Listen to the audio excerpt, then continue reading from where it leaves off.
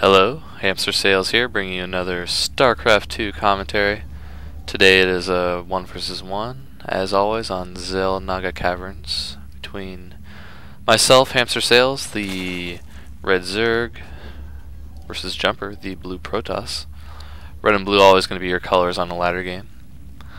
Sending out just an Overlord Scout in the early game here. So Naga Caverns, a small map.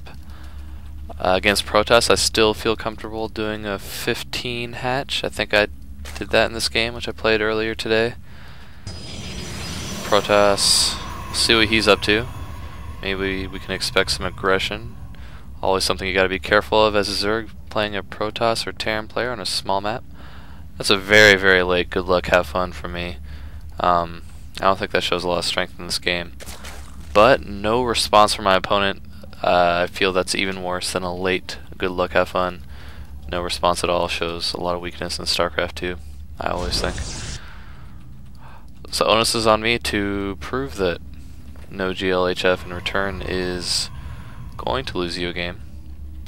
JuMpEr getting a gateway in an off position, not choosing to block his ramp. I remember thinking when I do eventually scout this that, hey, why is he not blocking the ramp? What good reason would there be for that? That's right, aggression, getting a second gateway. Protoss is getting a lot of units. He doesn't really need to block his ramp. He'll meet any potential run-bys with his units instead of a building. Also tells you he's not going to be teching because he will have units to protect himself. So not a very deceptive player, this JuMpEr guy. I think that name is just JuMpEr without any special characters, so that's a pretty cool name to have, I guess. JuMpEr, among all the thousands of people grabbing up names when StarCraft 2 came out. So let me actually bring up a production tab here. Finally getting my spawning pool. I bet I did that on 14 drones immediately after my 15 hatch because I do want to play it safe. I do feel comfortable getting the 15 hatch, but I don't feel terribly comfortable in not getting spawning pool right after that. So that's what I must have done here, looking at the current supply counts. So I should be able to safely fast expand. He has one zealot at this point. Pretty soon going to be able to throw down a spine crawler. I'm not transferring drones immediately. One of those little mistakes you'll see us platinum players make. Something we need to work at if we want to get any better. So just producing 4 lings, getting both queens at both hatcheries. Want to get up to at least 3 queens quickly on close positions, and in general, not a bad idea. Do I kill the scouting probe? Yes. Don't know really what else he could have seen. Obviously, I have my spawning pool. Getting the defensive spine crawler here in a decent position to cover the hatchery and the ramp. Just what you want in an early spine crawler. So he's pushing out with these 5 zealots. It's a fairly formidable force. But I have 12 zerglings now. Spine crawler is going to be finished. Queen at the ramp. Should be able to hold this pretty easily. Pushing out with 5 zealots. 6 zealots now. Not transitioning into anything as of yet. He also got this geyser. Got this simulator up. He's kind of just pulling gas with it, not getting cybernetics core or any upgrades or anything. So he's moving in with these zealots, going to engage my zerglings, taking a good amount of pokes from the spine crawler, staying in range there for a long time. Backing out right now, still rallying troops. Will he persist with this? He's going back in. My idea here is to keep him on the ramp with the spine crawler poking. Limited number of zealots engaging my zerglings. And you get a slice around there. Really should probably back out with this. No, he's going to persist. I guess at that point he kind of did have himself committed.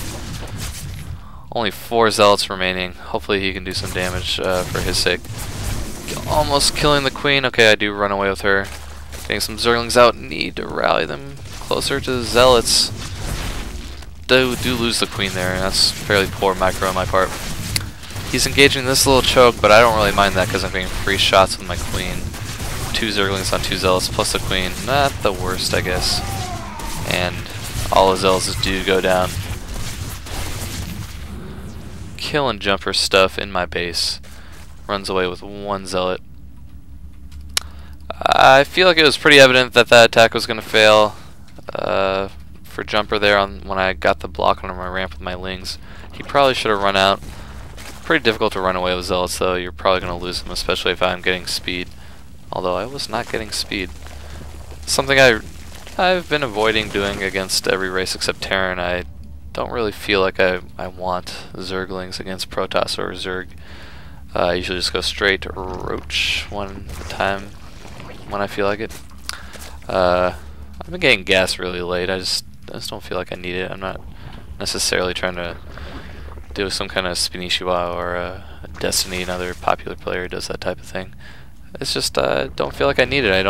I always forego Ling speed for the most part. I only start getting my gas when I want Roaches in layer. So I'm getting a couple more spines here since I don't have Roaches out yet. And I feel like he might follow up with another attack. Yeah, this dude just pooled well over 500 gas for no reason. You always do want to have a use in mind for your gas when you do get it. He's now has his cyber core, so he can start getting some of those gas heavy units like sentries and do the warp gate upgrade. A little bit of a lull in this game, as happens in so many of my games, but you're going to see that at this level of play. We're not always multitasking. Something we need to work on if we want to get better. Could be scouting with more overlords. Not doing that. Running this creep around, running this queen around to poop a creep to her. She took the